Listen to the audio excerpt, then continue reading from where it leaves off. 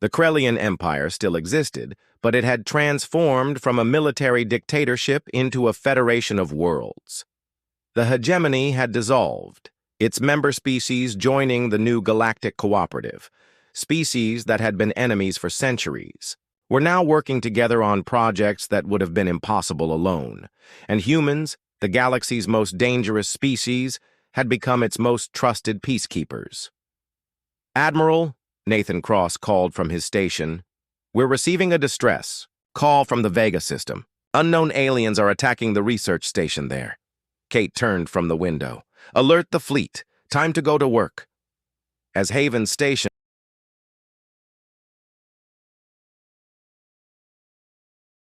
Admiral Jake Morrison stood on the bridge of the USS Defiance and watched the strange ships appear on his screens. The year was 2387, and this was the first time humans had seen alien vessels. The ships looked like floating crystals made of blue light. They moved without sound through the darkness of space. Jake had spent 30 years in the Earth Defense Fleet. He had fought pirates and rebels, but nothing had prepared him for this moment. His ship was huge and powerful, built from steel and titanium. The weapons were railguns and missile tubes. Everything was tested and reliable. The alien ships looked nothing like human technology. Captain Lisa Rodriguez stood next to Jake on the bridge. She commanded the USS Liberty, another human warship. Lisa had short black hair and sharp eyes that missed nothing. She watched the alien ships with interest and worry. "Sir, they are sending us a message," said Lieutenant Commander Pete Williams from his station. Pete was the best tactical officer in the fleet. He knew every weapon system by heart. "Put it on screen," Jake ordered. The main display showed a tall alien creature. It had blue skin and 4 arms. Its eyes were large and black. When it spoke, the words came through the translation. "System. I am High Commander Vex Thara of the Zephyrian Collective. We greet the primitive species of this system. We come in peace to offer you a place in our great empire." Jake stepped forward. "I am Admiral Morrison of Earth. We welcome peaceful contact. Shyas." Alien made a sound that might have been laughter. "Your species shows promise, but your technology is very old. We have watched your clumsy ships for some time. You still use metal hulls and simple weapons. How quaint." Lisa felt her jaw tighten. The alien was insulting them right from the start. "We would like to meet face to face," Jake said calmly. "There is a neutral station called Haven Point nearby. We can talk there." "Very well. But do not bring your war machines. They would be useless against our ships anyway." The connection ended. Jake turned to his crew. "Pete, I want full scans of their ships. Lisa, you come with me to the station, but keep your ship ready for anything." 3 days later, Jake and Lisa sat across from High Commander Vex Thara in the meeting room of Haven Point Station. The alien had brought 2 guards who looked just as arrogant as their leader. "Let me explain how this works," Vex Thara said. "The Zephyrian Collective rules this part of the galaxy. We allow younger species to join us as protected members. You will give us your loyalty, and we will keep you safe." "What if we refuse?" Lisa asked. The alien made that laughing sound again. "Then you will learn why resistance is foolish. But first, let me show you the difference between our peoples." Vex Thara touched a device on his wrist. Through the station windows, they could see several human patrol ships floating nearby. Suddenly, the ships went dark. Their engines stopped working. Their weapons powered down. "Energy-dampening fields," the alien explained. "Your primitive electronics cannot function when we choose to disable them. Your ships are now helpless." Jake watched his ships drift powerlessly through space, but he kept his face calm. "Impressive technology." "Indeed. And this is just a small taste of our power. Your projectile weapons are like throwing rocks. Your armor is like paper. We have plasma cannons that can melt your strongest metals. We have shields that stop any attack." Colonel Mary Patterson, Earth's military representative, spoke up. Earth has survived for thousands of years without your help. We can take care of ourselves." Vexathara looked at her with something like pity. "You poor creatures still think. In terms of planetary conflicts, we control hundreds of worlds. Our ships number in the thousands. What could one little planet do against such power?" "We have beaten enemies before," Mary said firmly. "Enemies with the same crude technology as yours. You have never faced a true galactic power." The alien stood up. "I will give you one of your years to think about our offer. When we return, you will join the collective willingly, or we will make you join by force." Pete Williams, who had been quietly recording everything, finally spoke. "What happens to species that refuse?" The alien's eyes grew cold. "They learn to regret their choice. Some planets become examples for others. Some species find their worlds turn to glass. We prefer cooperation, but we will have obedience one way or another." Jake stood as well. "We will consider your words. See that you do. And remember, Admiral Morrison, your flying museums cannot protect you from real warfare. We have been fighting among the stars since before your species discovered fire. Your weapons belong in a history display, not on a battlefield." After the aliens left, Jake, Lisa, Mary, and Pete sat in silence for several minutes. Finally, Lisa spoke. "They disabled our ships like they were toys." "But they had to get close to do it," Pete pointed out. "And they seemed very sure that kinetic weapons cannot hurt them." "Too sure, maybe," Jake said thoughtfully. "Did you notice how they kept calling our weapons primitive? They acted like projectiles could never be a threat." Mary nodded. "Arrogance can be a weakness." "1 year," Jake said. "They gave us 1 year to prepare. We better make it count." Pete was already thinking ahead. "Sir, I recorded everything, their ship movements, their energy signatures, even how they talked about their weapons. We might find something useful." "Good work, Pete. Lisa, get our ships powered up and head back to Earth. We have a lot of planning to do." As they left Haven Point Station, none of them spoke about the fear they all felt.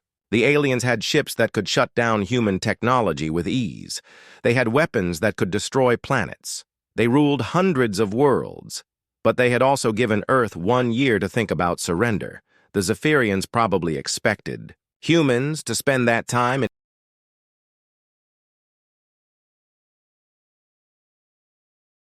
Back on Earth, Admiral Jake Morrison called together the Global Defense Council. The meeting took place in a deep bunker beneath the Rocky Mountains. Military leaders from every nation sat around a large table. The mood was serious. General Frank Sullivan slammed his fist on the table. "We need to build more ships, bigger weapons. We have 1 year to match their technology." Dr. Helen Carter, the chief of weapons research, shook her head. "Frank, we cannot build alien technology in 1 year. It would take decades just to understand how their energy weapons work." "Then what do you suggest we do?" "Roll over and surrender," Frank shot back. Jake raised his hand for quiet. "Fighting among ourselves will not help. We need to think smart, not just think big." Captain Lisa Rodriguez stood up and activated a holographic display. It showed the alien ships from their meeting at Haven Point. "I have been studying these recordings with my team. The Zephyrians have incredible technology, but they also have incredible arrogance." "Explain," said Jake. "They kept calling our weapons primitive. They laughed at projectile weapons like railguns and missiles. But here is the interesting part. They never tested their defenses against kinetic weapons. They just assumed projectiles could not hurt them."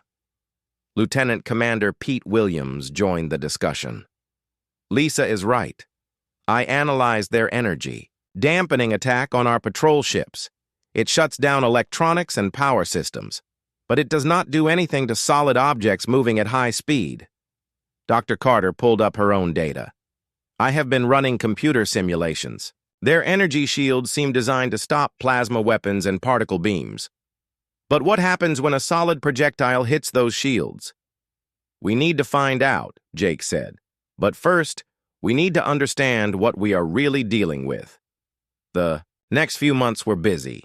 Engineer Commander Steve Parker led teams all over Earth's shipyards. Instead of building new ships, they upgraded the existing fleet. Better targeting computers, stronger armor plating, faster rail guns. Steve worked 18 hours a day in the shipyards. He had been building warships for 20 years, and he knew that fancy technology meant nothing if it broke down in battle. Human ships were built to last and fight hard. "Sir, the new railgun systems are ready for testing," Steve reported to Jake during one of their weekly meetings. "What kind of improvement are we talking about?" Jake asked. "Our best ships can now fire projectiles at 30% of light speed. The kinetic energy is enormous. If something solid hits a target at that speed, it will punch through almost anything."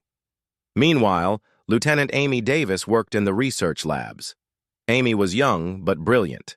She had graduated top of her class from the Space Academy. Now she spent her days studying alien technology. Amy made the breakthrough that changed everything.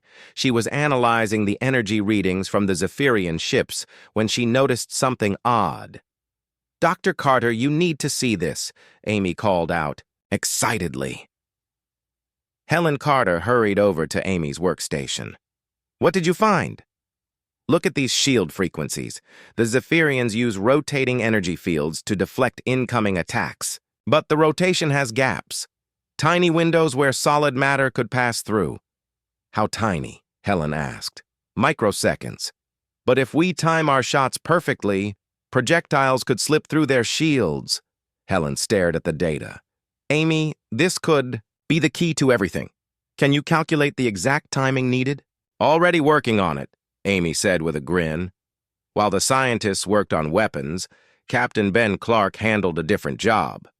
Ben was in charge of defensive preparations. He had a plan that seemed crazy at first. "We hide our real weapons," Ben explained to the council. "The aliens expect us to put our best defenses around Earth. Instead, we make fake installations that look important. The real weapons go in places they will never look." "Like where?" asked General Sullivan. "Asteroid mining operations. Old space junk, derelict satellites. We disguise our most powerful weapons as harmless debris." Ben's teams worked all over the solar system. They built hidden weapons platforms inside asteroids. They placed railgun, batteries inside fake mining equipment. They even hid missile launchers inside old communication satellites. The aliens would expect Earth's defenses to be obvious and straightforward. They would look for military bases and weapon platforms. They would not waste time scanning every piece of space junk. Captain Danny Foster commanded one of the hidden asteroid bases. Danny was a quiet man who preferred action to words.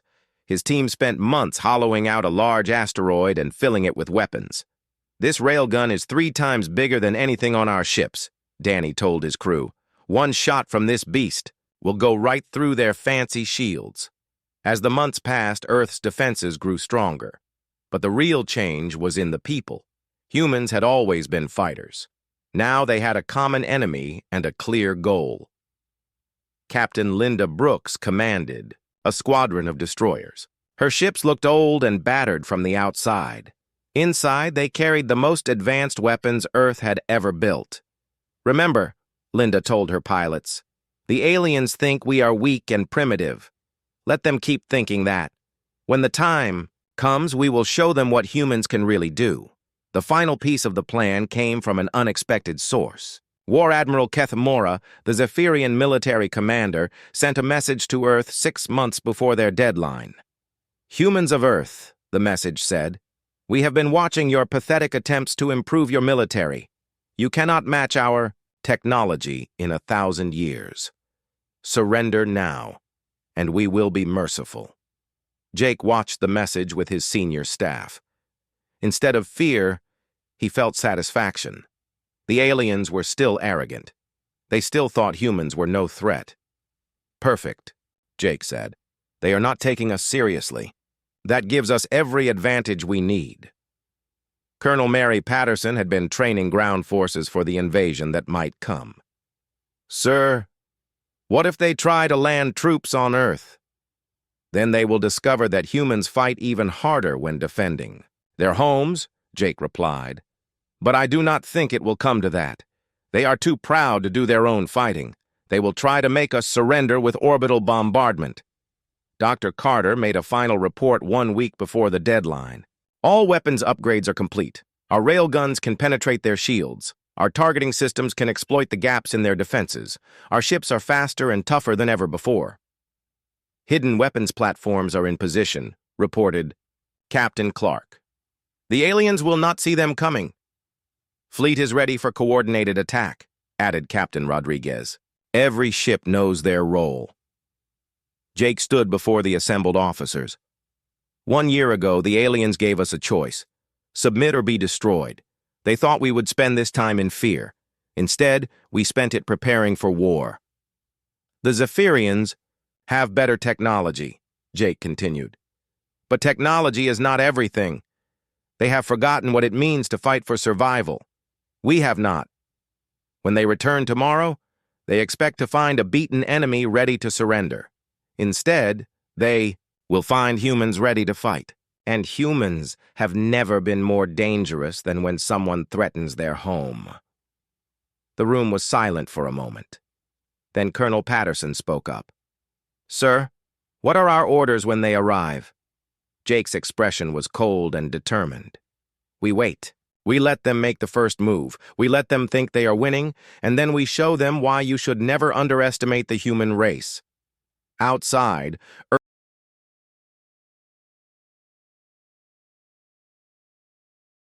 the Zephyrian fleet appeared at the edge of the solar system exactly 1 year after their first visit.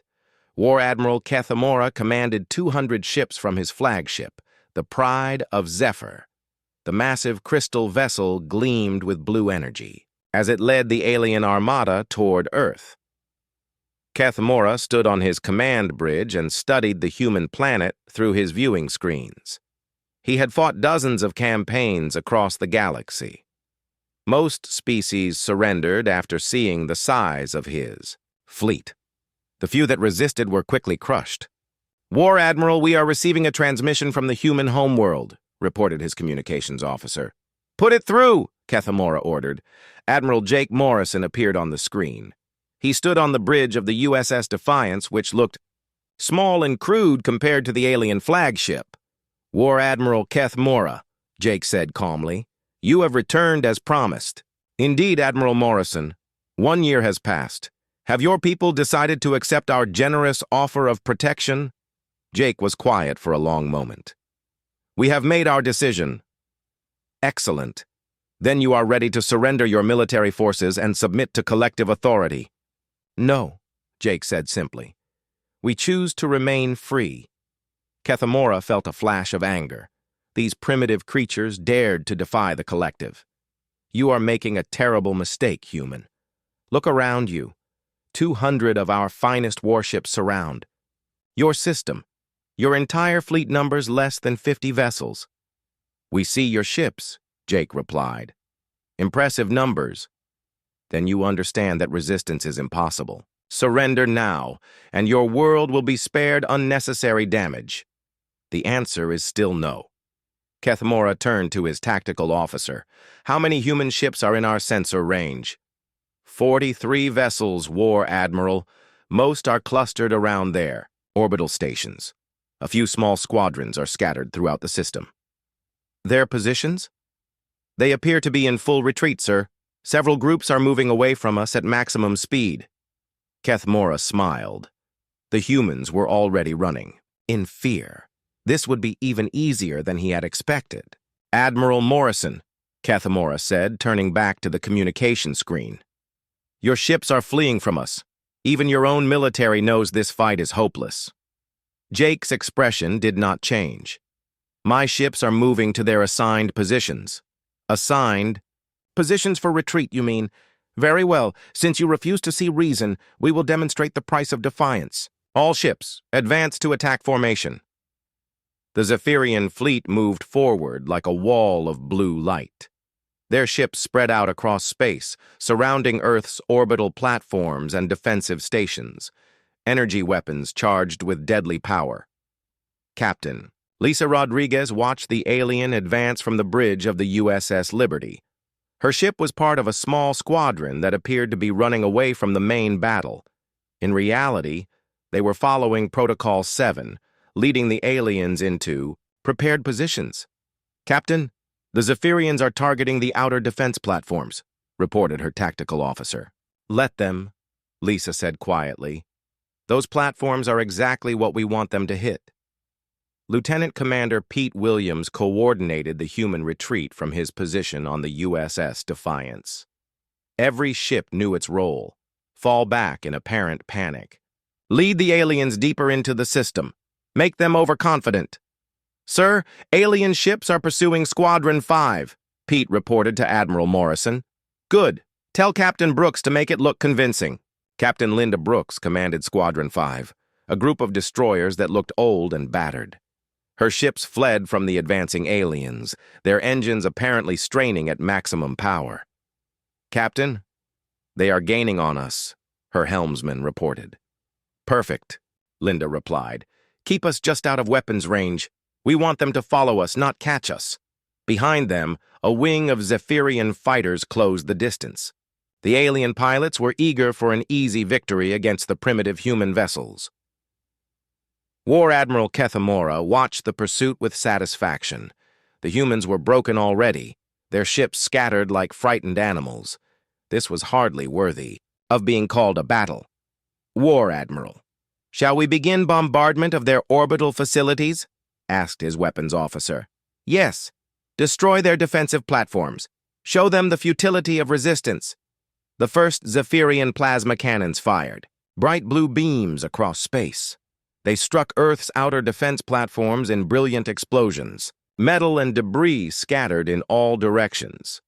Captain Ben Clark watched from his hidden position inside Asteroid Mining Station Alpha. To enemy sensors, his installation looked like any other mining operation. In reality, it housed some of the most powerful weapons in human space.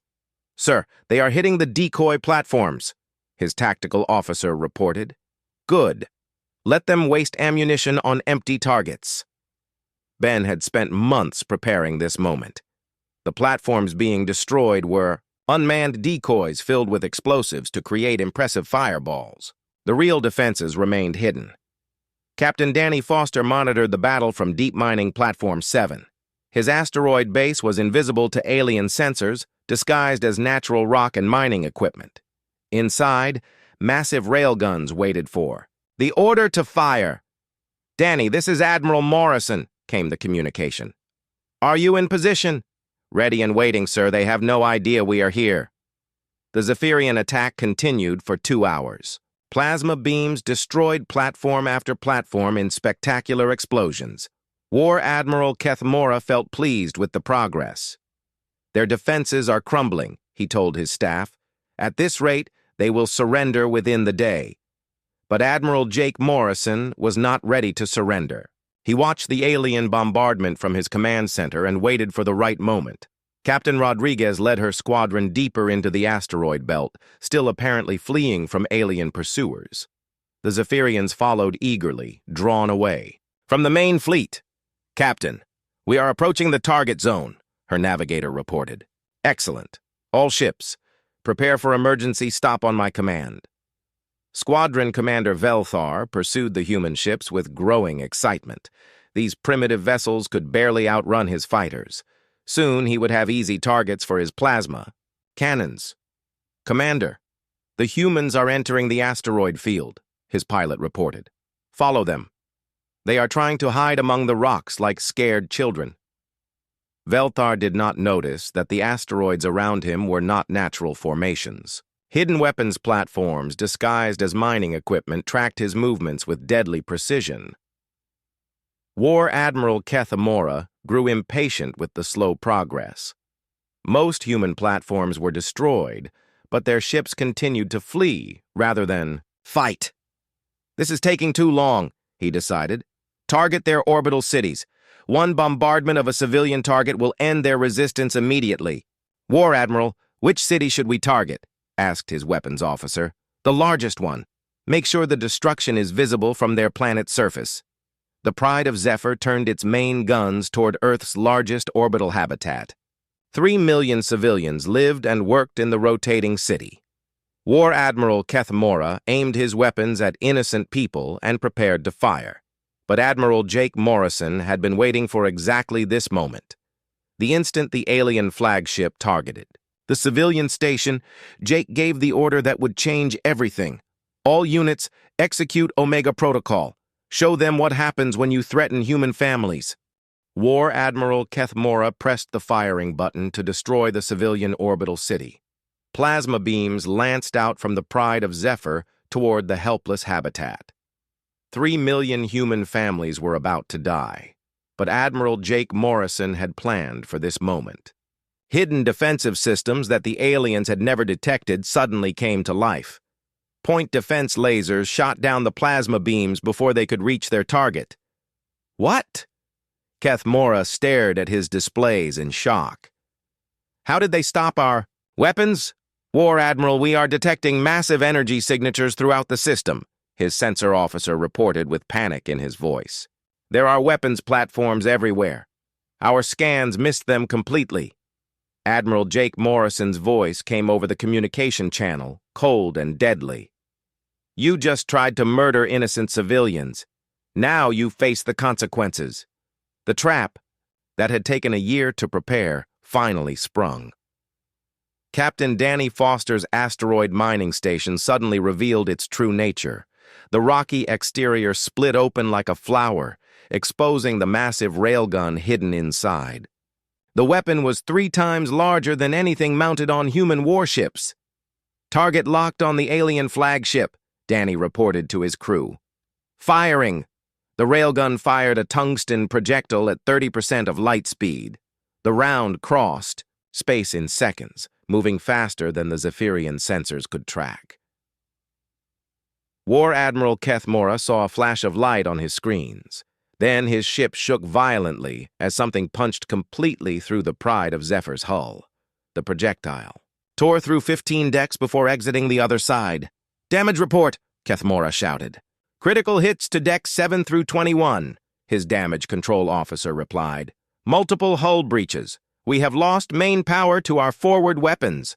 Impossible. Their primitive weapons cannot penetrate our shields.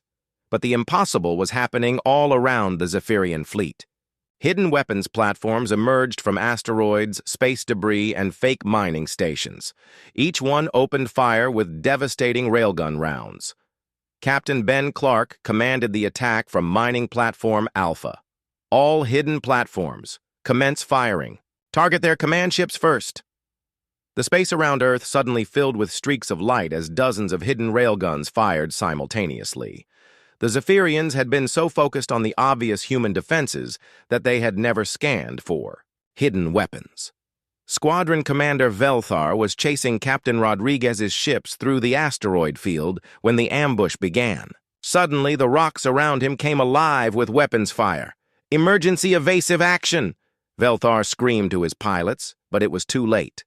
Railgun rounds slammed into his fighters at impossible speeds.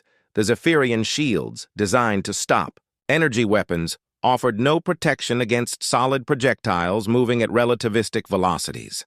Velthar's own ship took a direct hit from Captain Rodriguez's destroyer. The USS Liberty had stopped running and turned to fight. Her railgun sent a projectile straight through the alien fighter's energy shields.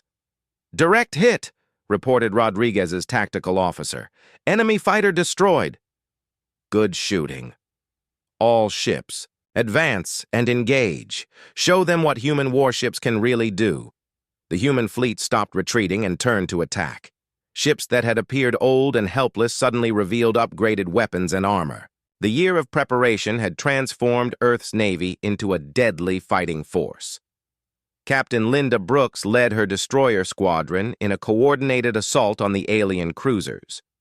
Her ships had been running from the Zephyrians for hours, leading them into the perfect trap.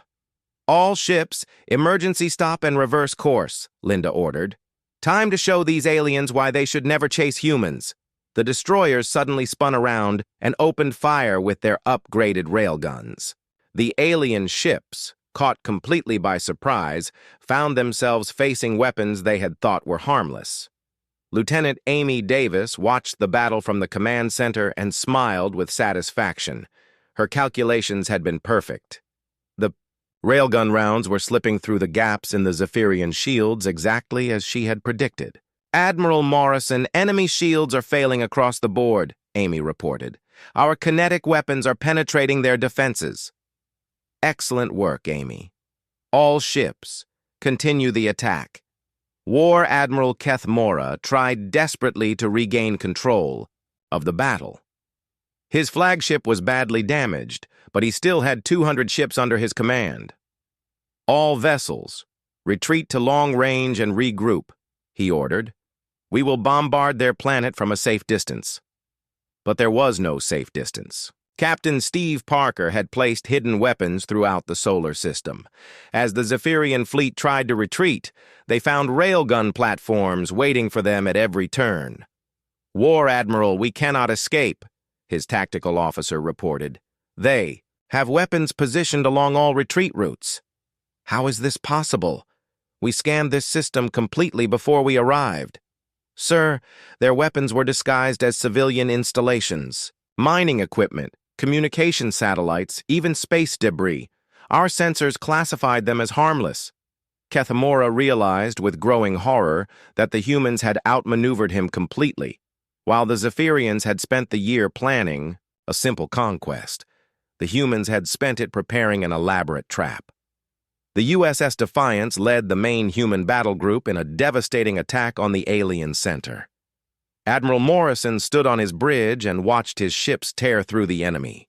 "Formation. Pete, target their command ships," Jake ordered. "Take out their leadership." Lieutenant Commander Pete Williams coordinated the targeting systems across the human fleet. "All ships, focus fire on alien command vessels. Their shields cannot stop our railguns."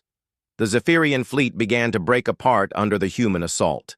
Ships that had seemed invincible an hour ago now burned and died under the kinetic bombardment.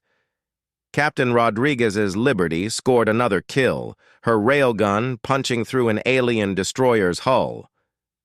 "That's 3 confirmed kills," her tactical officer reported. "Keep firing. We have a lot of lost time to make up for."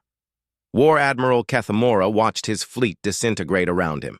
In 30 years of military service, he had never seen anything like this. The primitive humans were destroying his advanced warships with simple projectile weapons. "Sir, we have lost 40% of our fleet," his communications officer reported with panic. "Should we signal surrender?" "Never!" Kethamora snarled. "Zephyrians do not surrender to primitives." But even as he spoke, another railgun round punched through his ship's hull. The pride of Zephyr was dying around him, and there was nothing he could do to stop it. Admiral Morrison watched the alien flagship take hit after hit. The massive crystal ship that had seemed so impressive was now a broken wreck drifting through space. "Sir, the alien commander is refusing to surrender," Pete reported. "His ship is critically damaged, but he is still trying to fight." "Then we end this," Jake decided. "Danny, do you have a clear shot at their flagship?" Captain Danny Foster checked his targeting systems. "Perfect shot, Admiral. 1 round from the main gun will finish them." "Take the shot." The hidden asteroid platform fired its largest railgun. The tungsten projectile crossed space like a spear of light and struck the pride of Zephyr dead center. The alien flagship exploded in a brilliant fireball that lit up the darkness of space.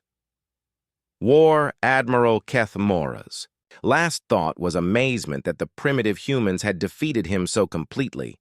The battle was over. Of the 200 Zephyrian ships that had arrived with such confidence, only 15 managed to escape to hyperspace. The rest were destroyed or captured by the human fleet. Admiral Morrison stood on his bridge and looked out at the wreckage of the alien armada. The humans had won their first interstellar war, but more importantly, they had sent a message to the galaxy. Earth would not be conquered easily,